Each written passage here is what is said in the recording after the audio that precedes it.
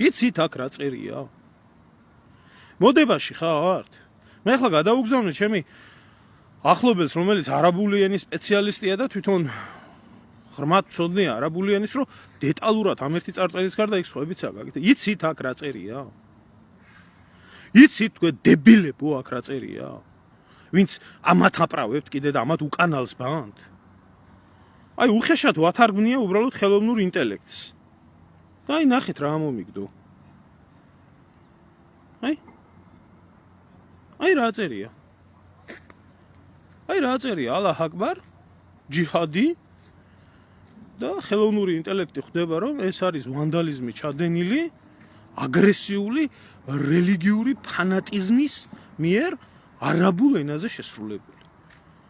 ანუ ჩამოდიან ესენი აქ უკვე აქაობას თავისად განიხილავენ, რომ ეს მათია, მათ აქ შეუძლია ყველაფერი გააკეთონ, ჩვენი სიწმინდე შეურაცხყოფა მიაყენონ, ის ხო დაგავიწყდათ ელემენტარულს გეკითხებით.